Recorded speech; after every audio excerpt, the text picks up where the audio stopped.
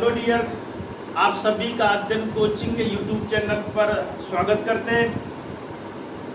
आज के दिन बेटा एक बहुत अच्छा टॉपिक कवर करेंगे जो आरआरबी एनटीपीसी के पॉइंट ऑफ व्यू से बहुत इंपॉर्टेंट है। ऐसा नहीं केवल आरआरबी में ही क्वेश्चन पूछे जाते हैं बेटा, एसएससी में भी क्वेश्चन पूछे जाते हैं, लेकिन बेटा आरआरबी का एग्जाम आपके सामने है। तो बेटा ये टॉपिक पर एक क्वेश्चन आता ही आता है, तो इसलिए इस टॉपिक को पूरा कवर करते हैं बेटा। बड़ा आसान टॉपिक है, बड़ा इंटरेस्टिंग टॉपिक है बेटा। वीडियो को एंड तक देखिएगा, एक क्वेश्चन आपका कवर हो जाएगा, ठीक है ना। तो बेटा स्टार्ट करते हैं कि बेटा कौन सा टॉपिक पढ़ना है। तो बेटा हम पढ़ेंगे बहुभुज के बारे में। क्या पढ़ेंगे? बहुभुज। पॉलीगन बोलते हैं, क्या बोलते हैं बेटा? पॉलीगन बोलते हैं, बहुभुज बोलते हैं बेटा। नाम ही से क्लियर है, बहुभुज। बहुभुज मतलब बेटा भुजाएं, बहु मतलब बहुत सारी, बहुत सारी भुजाओं से घिरी आकृति को बहुभुज बोलते हैं। क्लियर हो गया ना? बहुत सारी भुजाओं से घिरी आकृति को बहुभुज बोलते हैं। तो बेटा बहुभुज, अब बेटा इस पर भी क्वेश्चन पूछा गया कि टाइप्स ऑफ बहुभुज क्या होते हैं। तो बेटा एक क्वेश्चन तो मतलब एक चीज तो क्लियर हो गया ना, बहुभुज क्या होता है? बहुत सारी भुजाओं से घिरी आकृति को बहुभुज बोलते हैं, ठीक है ना। इसके आगे बहुभुज के टाइप्स क्या होते हैं बेटा? बहुभुज में क्या होते हैं? भुजाएं होती है और एंगल होते हैं, भुजाएं होती है और एंगल होते हैं। तो बात आती है कि बहुभुज को जब हम सोचते हैं ना, तो इसमें दो नजरिया होता है। एक नजरिया कोणों का होता है, एंगल का, और दूसरा नजरिया भुजाओं का होता है बेटा, साइड्स का। तो बेटा हम बहुभुज को दो नजरिए से पढ़ेंगे, एंगल के पॉइंट ऑफ व्यू से और साइड्स भुजाओं के पॉइंट ऑफ व्यू से। इस पर डिफरेंशिएट पर बेटा क्वेश्चन आता है, सी सेट में आया हुआ है बेटा क्वेश्चन, ठीक है ना, कि बहुभुज में कौन सा बहुभुज है, इस पर क्वेश्चन आया हुआ है। तो इसको भी क्लियर करते बेटा। देखिए पॉलीगन बहुभुज, बहुत सारी भुजाओं से घिरी आकृति को क्या बोलते हैं? बहुभुज। जैसे बेटा हम अगर ट्रायंगल की बात करेंगे तो ये त्रिभुज है तो बहुभुज। बहुभुज में क्या नाम है इसका? त्रिभुज, ट्रायंगल है बेटा। ये बेटा चतुर्भुज है, लेकिन है तो बहुभुज ना, चार भुजाओं से घिरी आकृति क्या बोलते हैं? चतुर्भुज, क्वाड्रिलेटरल बोलते हैं बेटा। ये भी तुम्हारा बहुभुज है, पांच भुजाओं से घिरी आकृति को क्या बोलते हैं बेटा? बहुभुज बोलते हैं बेटा, पेंटागन बोलते हैं बेटा। ये भी बहुभुज है। तो बेटा देखिए बहुभुज में क्या होता है? बहुभुज में साइड्स होंगे, एंगल हो गए, ये सब क्या होंगे? एंगल हो गए। ये सब क्या हो गया बेटा? एंगल हो गया। तो बहुभुज में साइड्स भुजाएं होती है और एंगल होती है। तो बेटा बहुभुज को जब हम डिफरेंशिएट करते हैं, डिवाइड करते हैं कि कितने प्रकार के, तो पहला नजरिया बोलते हैं कि बहुभुज भुजाओं के आधार पर पढ़ा जाए कि कोणों के आधार पर पढ़ा जाए। तो बेटा बहुभुज जब भुजाओं के आधार पर पढ़ते तो बहुभुज फिर टू टाइप्स में बढ़ जाते, रेगुलर बहुभुज, इर्रेगुलर बहुभुज, सम बहुभुज, विषम बहुभुज। तो बेटा देखिए भुजाओं के आधार पर बहुभुज टू टाइप्स के है, एक तो सम बहुभुज है, दूसरा विषम। नाम से ही क्लियर है, सम का मतलब क्या होता है? बराबर बराबर। क्या होता है? बराबर बराबर। विषम का मतलब क्या होता है? जो बराबर बराबर नहीं है। तो भुजाओं के आधार पर बहुभुज टू टाइप्स के हो गए, सम बहुभुज और विषम बहुभुज। इंग्लिश में क्या बोलते हैं बेटा? रेगुलर पॉलीगन और इर्रेगुलर पॉलीगन। समझ में बात आई? तो ये तो बेटा भुजाओं के आधार पर बहुभुज हो गया। अब बात आती है कोणों के आधार पर बहुभुज, एंगल के आधार पर बेटा। तो जो बहुभुज होता है फिर ये भी टू टाइप्स के होते हैं, उत्तल बहुभुज और अवतल बहुभुज। उत्तल को इंग्लिश में कॉन्वेक्स बोलते हैं और इसको क्या बोलते हैं बेटा? कॉन्केव बोलते हैं। ये इंपॉर्टेंट है बेटा, ये आपके एग्जाम के पॉइंट ऑफ व्यू से इंपॉर्टेंट है। क्वेश्चन मतलब बहुभुज को डिफरेंशिएट करने के लिए जो क्वेश्चन अभी तक एग्जाम में आए ना, कोणों के आधार पर आए हैं। तो बेटा ये उत्तल बहुभुज होता है और अवतल। अब पहचाने कैसे? यहाँ तो बेटा सम का मतलब बराबर बराबर दिख रहा था, विषम का मतलब बराबर बराबर नहीं। ऐसा बहुभुज जिसकी सभी भुजाएं बराबर होती है सम बहुभुज बोलते हैं, ऐसा बहुभुज जिसकी सभी भुजाएं बराबर नहीं होती उसको विषम बहुभुज बोलते हैं। बात यहाँ तो बेटा उत्तल और अवतल की। तो बेटा ये कोणों के आधार पर है ना, तो बेटा लॉजिक समझिए। उत्तल बहुभुज ऐसा बहुभुज जिसके अंदर का कोई भी कोण 180 से ज्यादा ना हो, मतलब क्या हो? कम हो। ऐसा बहुभुज जिसका कोई भी कोण 180 डिग्री से ज्यादा ना हो उसे उत्तल बहुभुज बोलते हैं। इसका मतलब 180 से क्या होना चाहिए? कम। ऐसा बहुभुज जिसका कोई भी एक कोण 180 डिग्री से ज्यादा हो उसको बेटा क्या बोलते हैं? अवतल बहुभुज बोलते हैं। तो बेटा याद करने का तरीका समझ लीजिए, हम लोगों ने अभी तक उत्तल बहुभुज पढ़ा है। जो भी आपने त्रिभुज पढ़ा, चतुर्भुज पढ़ा बेटा, वो आपके सिलेबस में, चाहे हाई स्कूल पढ़ो, इंटर पढ़ो, कुछ भी पढ़ो बेटा, कंपटीशन में आओगे तो हमारा जो सिलेबस होता है उत्तल बहुभुज का होता है। तो जो भी ट्रायंगल आपने पढ़ा, क्वाड्रिलेटरल पढ़ा, ठीक है ना, वो उत्तल बहुभुज। तो ऐसा बहुभुज जिसके अंदर का कोई भी कोण 180 डिग्री से ज्यादा ना हो, मतलब कम हो, उसे क्या बोलेंगे? उत्तल बहुभुज। नहीं तो क्या होगा? अवतल बहुभुज। अब देखो बेटा फिगर बनाते हैं, देखो डिफ्रेंशिएट करने के लिए। देखो बेटा इसकी बात करते हैं, इसमें कोई भी कोण 180 डिग्री से ज्यादा नहीं है। ये बेटा त्रिभुज है, तो त्रिभुज में तीनों कोणों का योगफल 180 होता है, चतुर्भुज का 360 होता है। तो बेटा गौर से देखिए, इसमें कोई भी कोण 180 से ज्यादा नहीं दिख रहा है। बेटा इसमें कोई भी कोण 180 से ज्यादा नहीं दिख रहा है, मगर हम ऐसी बात करते कि बेटा ये एक बहुभुज बना दिया हमने। अब गौर से देखिए, 1 2 3 4, 4 भुजाओं से घिरी आकृति है तो चतुर्भुज। ये 4 भुजाओं से घिरी आकृति है चतुर्भुज, ये भी चतुर्भुज है और ये भी चतुर्भुज है, क्वाड्रिलेटरल है। मगर बेटा इसका ये कोण कितना डिग्री का होगा? 180 से ज्यादा होगा। तो बेटा ये तुम्हारा अवतल बहुभुज है, ये तुम्हारा क्या बेटा? उत्तल बहुभुज। बात समझ में आई? देखो बेटा डिफरेंशिएट करने का उत्तल और अवतल में एक ही चीज है कि उत्तल में कोई भी कोण, इंटरनल कोण 180 से ज्यादा नहीं होता है, अवतल में 180 से ज्यादा होता है। क्लियर हो गया? अब देखो त्रिभुज के तीनों कोणों का योगफल 180 होता है, चतुर्भुज का कितना होता है? 360। मगर इसमें इन तीनों में देखिए गौर से, कोई भी कोण 180 से ज्यादा नहीं है। इसमें बेटा ये वाला एंगल 180 से ज्यादा है ना। अब देखो एक चीज और दिखाते हैं, ये बेटा देखिए, देखो बेटा 1 2 3 4 5, 5 भुजाओं का बहुभुज पंचभुज। 1 2 3 4 5, 5 भुजाओं का बहुभुज पंचभुज। तो इसका एक कोण 180 डिग्री से ज्यादा हुआ कि नहीं हुआ?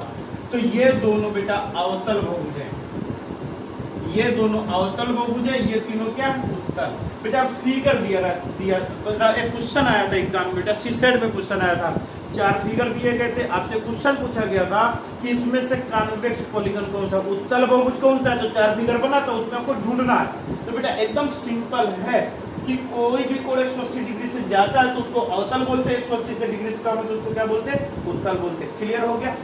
बेटा ये देखिए, गौर से देखिए बेटा, आराम से बेटा फिगर बना लीजिए, इस चीजें को अपने नोट्स में, नहीं तो वीडियो बार बार देखिएगा बेटा, अपने आप रट जाएगा सब, ठीक है ना।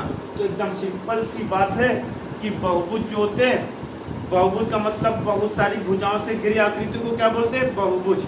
बहुभुज भुजा होती है और एंगल होते हैं। तो बहुभुज को समझने का 2 नजरिया, एक तो कोणों के आधार पर है, भुजाओं के आधार पर।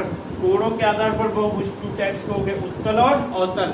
और बेटा भुजाओं के आधार पर बहुभुज कितने टाइप्स के? 2 टाइप के, समबाहुभुज और विषमबाहुभुज हो गए। क्लियर हो गया?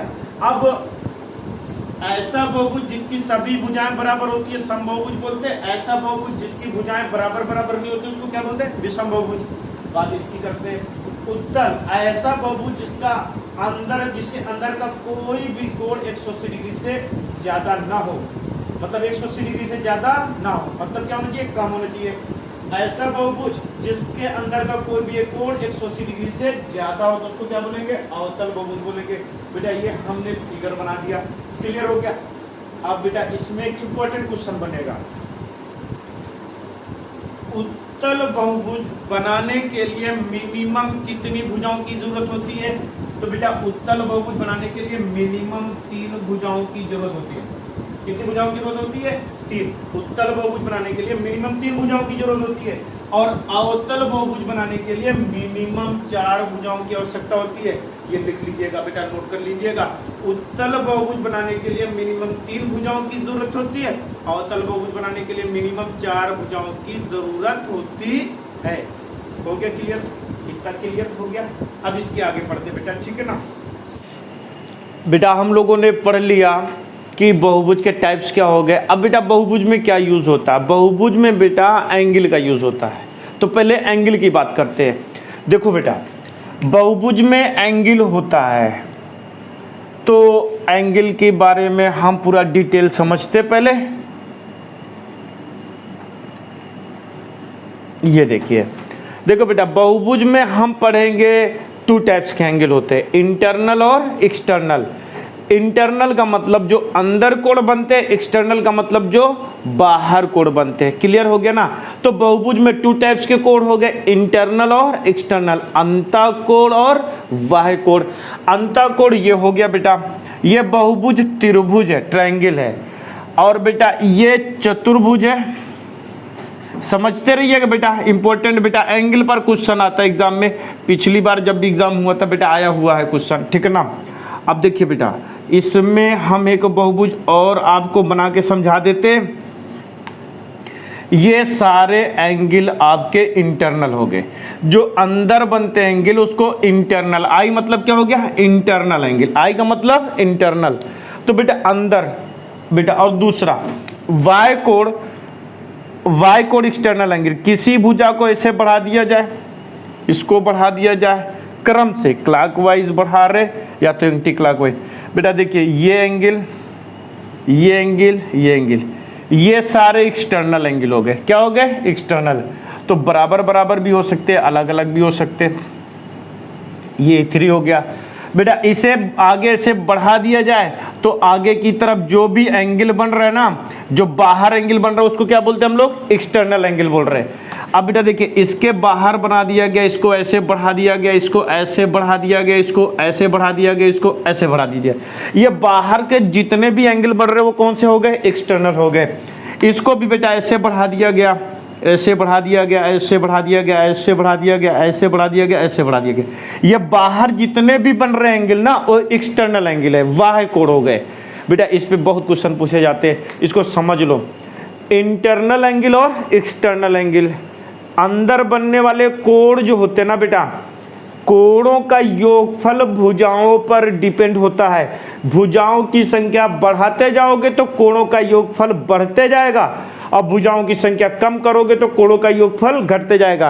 त्रिभुज के तीनों अंतःकोणों का योगफल 180 डिग्री होता है। चतुर्भुज के चारों कोणों का योगफल 360 होता है। पंचभुज के पांचों अंतःकोणों का योगफल 540 डिग्री होता है। क्लियर हो गया। भुजाओं की संख्या बढ़ाते रहेंगे, कोणों का योगफल भी बढ़ता जाएगा। क्लियर।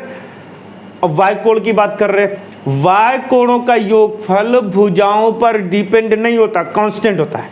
क्या होता है, कांस्टेंट होता है। वाय कोणों का योगफल कांस्टेंट होता है। अब देखो बेटा, इसमें कितने वाय कोण हैं बेटा, देखिए इसमें इंटरनल 3 कोण है। त्रिभुज के तीनों कोणों का योगफल 180, त्रिभुज के तीनों वाय कोणों का योगफल 360, कितना, E1 E2 E3 360 डिग्री होगा। चतुर्भुज के चारों वाय कोणों का योगफल कितना होगा, 360। पंचभुज के पांचों वाय कोणों का योगफल कितना होगा, 360। तो दिमाग में सेट कर लीजिए, अंतःकोणों का योगफल भुजाओं पर डिपेंड होता है, वाय कोणों का योगफल भुजाओं पर डिपेंड नहीं होता है, कांस्टेंट होता है, अचर होता है, 360 डिग्री होता है, इसलिए वाय कोणों का योगफल नहीं बदलता है। क्लियर हो गया। अब बेटा जब वाय कोणों का योगफल नहीं बदलेगा तो बदल क्या रहा है, अंतःकोणों का योगफल। तो बेटा अंतःकोणों का योगफल बदल रहा, आपने याद किया हुआ है, त्रिभुज के तीनों कोणों का योगफल 180, चतुर्भुज के चारों कोणों का योगफल 360। कहां तक याद करोगे, थक जाओगे ना। तो बेटा एक सिस्टम होता है, उसके थ्रू हम सेट कर लेंगे कि आप भुजाओं की संख्या बताओगे तो हम कोणों का योगफल बताएंगे, आप भुजाओं की संख्या बताओगे तो हम कोणों का योगफल बताएंगे। बात समझ में, याद नहीं करना, सिस्टम में आ जाना है। क्लियर हो गया। तो बेटा आपको समझाते हैं कि अंतःकोणों का योगफल कैसे अपने दिमाग में सेट करें, क्योंकि वाय कोणों का योगफल तो कांस्टेंट हो गया, 360 हो गया। त्रिभुज, चतुर्भुज, पंचभुज कितना, 100 भुजाओं का एक बहुभुज है, 100 भुजाओं का एक बहुभुज है। तो बेटा वाय कोणों का योगफल कितना होगा, 360 डिग्री होगा। लेकिन अंतःकोणों का योगफल तो भुजाओं पर डिपेंड होता है, भुजाओं की संख्या बढ़ाओगे तो अंतःकोणों का योगफल भी बढ़ता बढ़ता जाएगा। ठीक है ना। तो बेटा हम आपको समझाते हैं कि अंतःकोणों का योगफल कैसे दिमाग में सेट करें, किस सिस्टम से पढ़ा जाए। तो बेटा 1 मिनट समझाते हैं। बेटा देखिए, अगर हमने यहाँ तक सेट कर लिया अपना दिमाग, तो बेटा अंतःकोणों का योगफल कैसे सेट करें दिमाग में, उसको सुनिए। यदि बहुभुज में भुजाओं की संख्या n है, n कुछ भी हो सकता है, 3 भुजाएं हो सकती है, n की वैल्यू 3 हो गई, 4 हो गई, 5 हो गई, कुछ भी हो सकती है। तो बेटा अगर बहुभुज में भुजाओं की संख्या कितनी है, n है, तो बेटा कोणों का योगफल कितना होगा। तो बेटा देखिए, अंतः कोणों का योगफल, अंतः कोणों का योगफल जो होगा n-2 मल्टीप्लाई 180, 180, ठीक है ना, n-2 गुणे 180, अंतः कोणों का योगफल n-2 गुणे 180। क्लियर हो गया। n क्या बेटा, भुजाओं की संख्या, n को बढ़ाते जाओगे आंसर आएगा। त्रिभुज, त्रिभुज में कितनी भुजाएं होती हैं, 3, तो n की वैल्यू 3, 3 में से 2 जाएगा तो बेटा 1 बचेगा, 180 मल्टीप्लाई होगा 180 आएगा कि नहीं आएगा। चतुर्भुज, चतुर्भुज में कितनी भुजाएं होती हैं, 4, 4, n की वैल्यू 4 रखेंगे, 4 में से 2 जाएगा 2, तो 2 ही बचेगा, 18 दूनी 36, 360 डिग्री हो गया। पंचभुज, कितनी भुजाएं होती हैं, 5, तो n की वैल्यू कितनी हो गई, 5 हो गई, 5 में से 2 घटेगा तो 3 आएगा, और 18 को 3 से गुणा करिए, 18 त्रिक 54, 540 डिग्री। क्लियर हो गया। तो बेटा भुजाओं की संख्या बढ़ाते रहेंगे, कोणों का योगफल भी मिलता मिलता जाएगा। क्लियर हो गया। अब देखो बेटा, बाह्य कोणों का योगफल तो कांस्टेंट होता है, योग कांस्टेंट कितना होता है बेटा, 360 डिग्री होता है। कितना होता है, 360 डिग्री। क्लियर हो गया। तो अंतः कोणों का योगफल n-2 गुणे 180, n भुजाओं की संख्या है, y कोणों का योगफल कांस्टेंट होता है 360 डिग्री। क्लियर हो गया। अब देखो बेटा, अगर बहुभुज सम बहुभुज है तो उसके एक कोण का मान ज्ञात कर सकते हैं। जैसे कि समबाहु त्रिभुज का नाम सुना ना, इक्विलैटरल ट्रायंगल का, समबाहु सभी भुजाएं बराबर, तो उसके अंदर का सभी कोण भी क्या होंगे, बराबर बराबर बराबर होंगे। तो 180 को 3 बराबर भागों में बांटोगे तो 60 डिग्री आएगा। इसका मतलब कोणों के योगफल में भुजाओं की संख्या से भाग दोगे तो एक कोण का मान मिलेगा। अब बेटा क्लियर हो गया, क्लियर हो गया ना। तो इसका मतलब कोणों के योगफल में भुजाओं की संख्या से भाग देंगे तो एक कोण का मान आएगा कि नहीं आएगा। मगर बेटा एक कोण का मान तब हम निकाल सकते हैं जब बेटा बहुभुज सम बहुभुज है। अगर बहुभुज विषम बहुभुज है तो कोणों का योगफल पता रहेगा, एक कोण का मान ज्ञात करना पॉसिबल नहीं है। लेकिन बहुभुज सम बहुभुज है तो एक कोण का मान ज्ञात कर सकते हैं। तो बेटा अगर बहुभुज सम बहुभुज है, सम बहुभुज की बात कर रहे बेटा, अगर सम बहुभुज है कि तो एक अंतः कोण का भी मान ज्ञात कर सकते हैं, एक वाय कोण का भी मान ज्ञात कर सकते हैं। एक अंतः कोण, एक अंतः कोण होगा बेटा n-2 गुणे 180 डिवाइड बाई n। क्लियर हो गया। और बेटा एक वाय कोण, एक वाय कोण बेटा, एक वाय कोण 360 डिवाइड बाई n। देखो बेटा अगर वाय कोणों का योगफल भुजाओं पर डिपेंड नहीं होता, 360 डिग्री होता है, मगर एक वाय कोण का मान निकाल सकते हैं जब बहुभुज सम बहुभुज है। तो एक वाय कोण की वैल्यू कितनी होगी इतना हम बता सकते हैं। क्लियर हो गया ना। तो बेटा ये तो बेटा हो गया। अब इस पे क्वेश्चन कैसे बनता है, हम क्वेश्चन कराते हैं। देखो क्वेश्चन बेटा आपको कैसे देगा, भुजाओं की संख्या देगा तो कोणों का योगफल पूछेगा, भुजाओं की संख्या देगा तो कोणों का योगफल पूछेगा, और कोणों का योगफल दे दिया ना बेटा तो भुजाओं की संख्या पूछेगा। तो दो क्वेश्चन बन गए ना, कोणों का योगफल देगा तो भुजाओं की संख्या पूछेगा, और भुजाओं की संख्या दिया तो कोणों का योगफल पूछेगा। तो दोनों तरीके का क्वेश्चन बनेगा। तो देखो इतना क्लियर हो गया। तो बेटा क्वेश्चन कराते हैं, बेटा आपको क्वेश्चन कराते हैं बेटा, कुछ क्वेश्चन हो जाए। अब देखो अगर बहुभुज में भुजाओं की संख्या n है तो अंतः कोणों का योगफल n-2 गुणे 180, ठीक है ना। अगर मैं बेटा देखिए त्रिभुज का 180 डिग्री होता है, चतुर्भुज का 360 डिग्री होता है, पंचभुज का कितना होता है, अगर n की वैल्यू 5 रखेंगे, 5 गुणे 180। अब बेटा गौर से देखिए 3 आएगा, 18 त्रिक 54, 540 डिग्री। कितना आएगा, 540 डिग्री आएगा। अगर बेटा n की वैल्यू 6 है, मतलब 6 भुजाओं का बहुभुज है बेटा, हेक्सागन 6 भुजाओं का बहुभुज, तो 6 - 2 गुणे कितना होता है, 180। अब बेटा ये 6 भुजाओं का बहुभुज है, ये है बेटा 6 भुजाओं का बहुभुज, 1 2 3 4 5 6, 1 2 3 4 5 6, 6 भुजाओं का बहुभुज, तो अंतःकोणों का योगफल, तो बेटा 6 में से 2 जाएगा, 4 बजेगा, 18 चौक 72, 720 डिग्री। कितना आएगा? 720 डिग्री। इसी तरह बेटा अगर 7 भुजाओं का बहुभुज है तो 7 - 2 मल्टीप्लाई 180, तो बेटा कितना आएगा? ये 5 18 95 900 डिग्री आएगा। कितना आएगा? 900 डिग्री आएगा। क्लियर हुआ ना? अगर बेटा मैं बोलूं 20 भुजाओं का बहुभुज है, 20 साइड से बेटा 20 भुजाओं का बहुभुज है, तो 20 - 2 गुणे कितना होता है? 180 डिग्री होगा। तो 20 में से 2 जाएगा, 18 18 18 324 होता है, 3240 डिग्री आंसर हो जाएगा। तो बेटा भुजाओं की संख्या बढ़ाओगे तो कोणों का योगफल ऑटोमेटिक बढ़ता चला जाएगा। ठीक है ना? y कोणों का योगफल नहीं बदलता, 360 तो 360 ही रहेगा। क्लियर हो गया? तो बेटा n की वैल्यू डिफरेंट होती जाएगी तो हमारा कोणों का योगफल भी बढ़ता बढ़ता जाएगा। तो बेटा त्रिभुज चतुर्भुज को केवल नहीं याद करना, आप भुजाओं की संख्या दो तो हम कोणों का योगफल बताएंगे। एक चीज और, अगर बहुभुज सम बहुभुज है तो एक कोण का मान ज्ञात कर सकते हैं, अगर बहुभुज विषम बहुभुज है तो एक कोण का मान ज्ञात नहीं कर सकते। तो कोणों के योगफल में भुजाओं की संख्या से भाग देंगे तो एक कोण का मान मिल जाएगा। हो गया ना? तो ठीक है बेटा, हमने क्या बोला था? भुजाओं की संख्या दिया तो कोणों का योगफल देगा, कोणों की संख्या दिया तो भुजाओं का संख्या पूछे, कोणों का योगफल दिया तो भुजाओं की संख्या पूछेगा।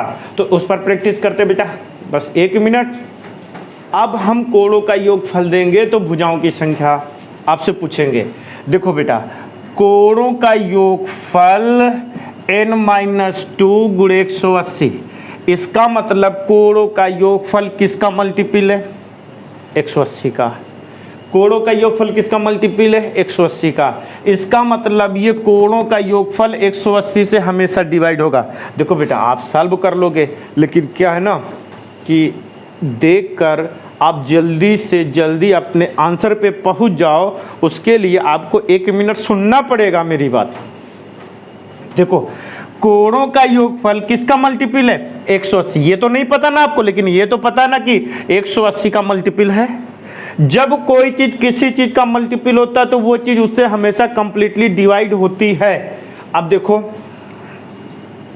अगर कोणों का योगफल 180 से डिवाइड होगा तो आंसर आएगा, और कोणों के योगफल में 180 से भाग देंगे तो क्या आएगा बेटा? भागफल आएगा। क्या आएगा? भागफल।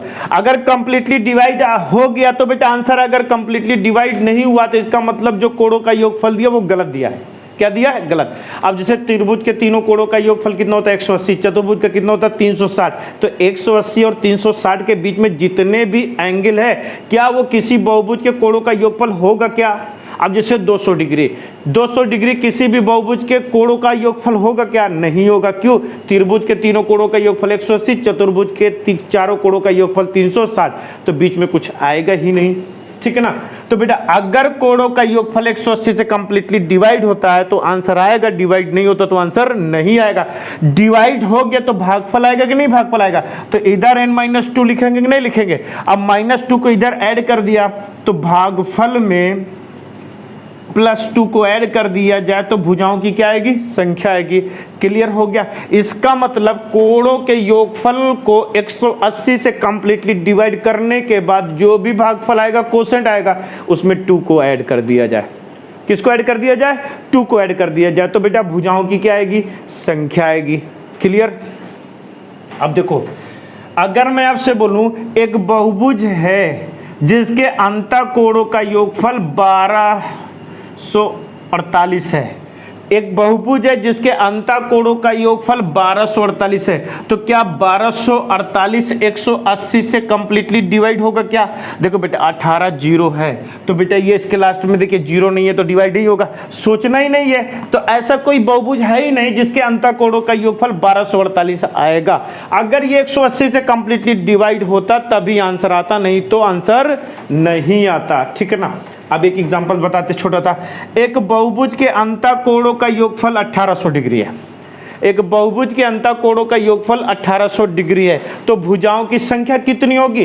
तो बेटा 1800 डिग्री 180 से कंप्लीटली डिवाइड होगा कि नहीं डिवाइड होगा? कितना आया बेटा? 10 आया कि नहीं आया? ये 10 टाइम्स जाएगा कि नहीं जाएगा? जाएगा ना? तो बेटा भागफल में क्या ऐड करना है? 2, तो 2 ऐड कर देंगे तो बेटा कितना आएगा? 12 आएगा। तो बेटा अंतःकोणों का योगफल 180 से कंप्लीटली डिवाइड होता है, तो बेटा ये बहुभुज पॉसिबल है, अगर डिवाइड नहीं होता तो बहुभुज पॉसिबल नहीं है। ठीक है, तो बेटा अगर डिवाइड हो गया तो भागफल में 2 को ऐड कर देंगे, आंसर आएगा। बात समझ में आ गई ना। चलिए एक क्वेश्चन और देते हैं आपको।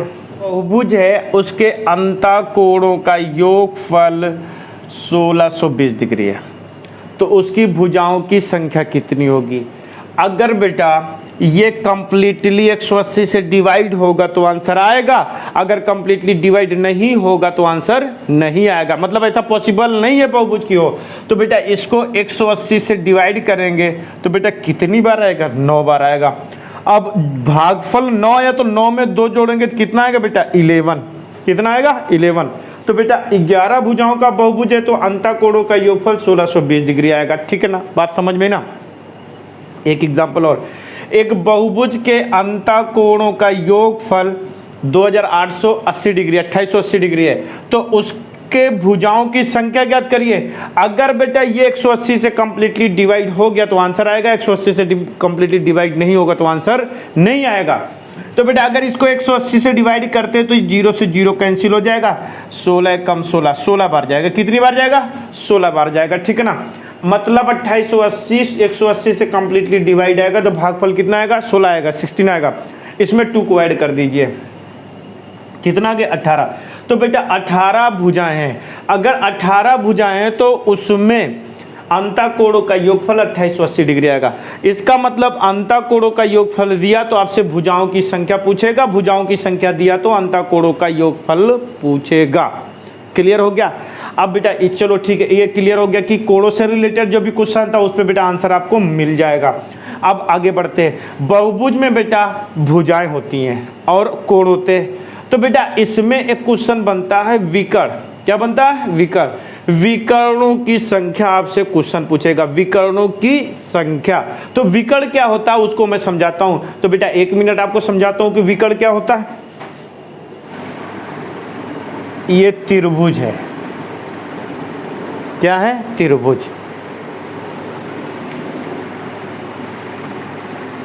ये चतुर्भुज है, ये पंचभुज है, ऐसे बहुत सारे बन जाएंगे। देखो बेटा, ऐसा बहुभुज जिसके 2 शीर्षों को मिलाने से, 2 शीर्षों को मिलाने से, ऐसा बहुभुज जिसके 2 शीर्षों को मिलाने से वह बहुभुज 2 भागों में बढ़ जाए। तो बेटा मिलाने से जो रेखा बनेगी उसी रेखा को क्या बोलते हैं हम लोग? बहुभुज बोलते, विकर्ण बोलते हैं। सॉरी, क्या बोलते हैं? विकर्ण। देखो बेटा, किसी भी बहुभुज के 2 शीर्षों को मिलाने वाली रेखा, 2 शीर्षों को मिलाने वाली रेखा विकर्ण होती है, डायगोनल होती है बेटा। अब देखिए, ये हमने ये 2 शीर्ष को मिला दिया, तो बेटा इस रेखा को क्या बोलेंगे? विकर्ण बोलेंगे।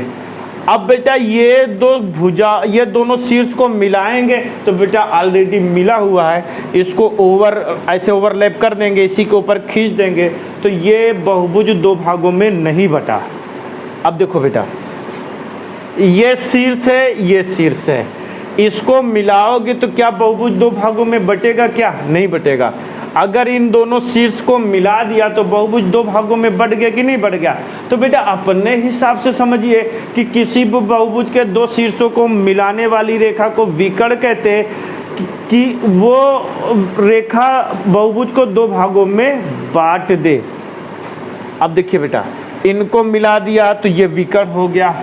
त्रिभुज में विकर्ण नहीं होता, त्रिभुज में विकर्ण नहीं होता, क्योंकि इसकी किसी भी 2 भुजाओं को 2 शीर्षों को मिलाओगे ना तो ऑलरेडी मिला हुआ है, जबरदस्ती भी मिला दोगे तो क्या ये बहुभुज 2 भागों में बटा? क्या नहीं बटा ना। तो त्रिभुज में विकर्ण नहीं हो गया, इसमें भी विकर्ण है। तो बेटा इसमें कितने विकर्ण हैं? 2 विकर्ण है। कितने विकर्ण हैं? 2।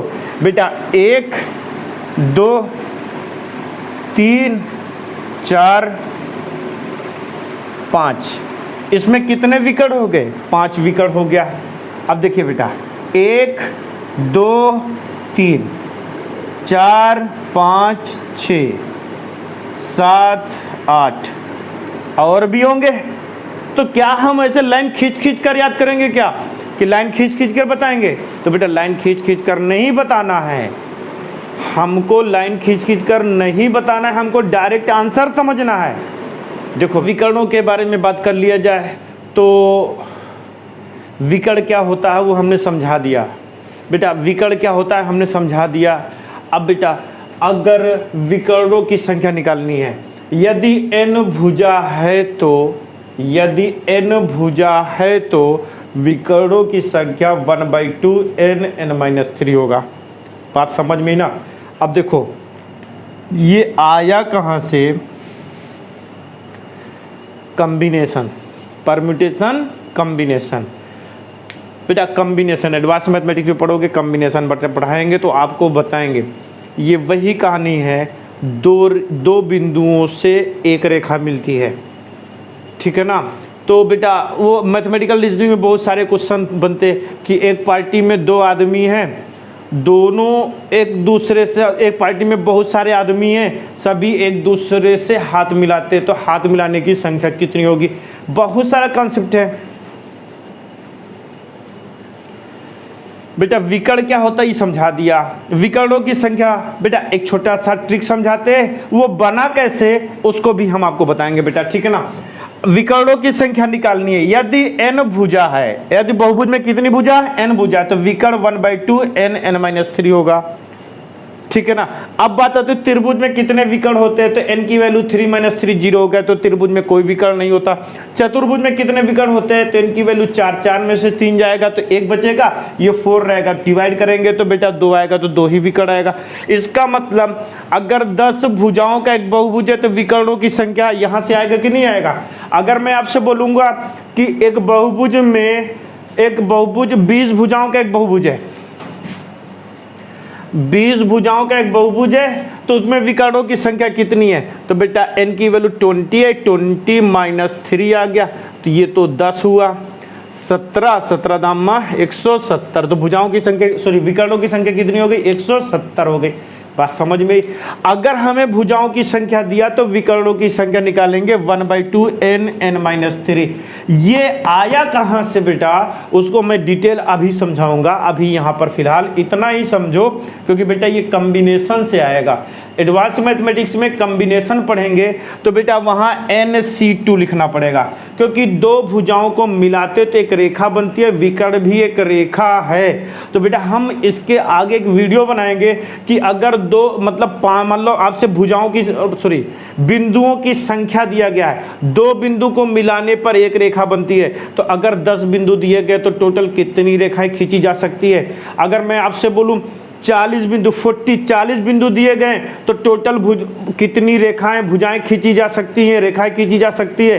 अगर बेटा 50 बिंदु दिए गए तो टोटल कितनी रेखाएं खींची जा सकती है। तो बेटा रेखा नहीं, कितने त्रिभुज बनाए जा सकते हैं, कितने चतुर्भुज बनाए जा सकते हैं, कितने पंचभुज बनाए जा सकते हैं, ये सारी डिटेल मैं आपको समझाऊंगा, ठीक है ना।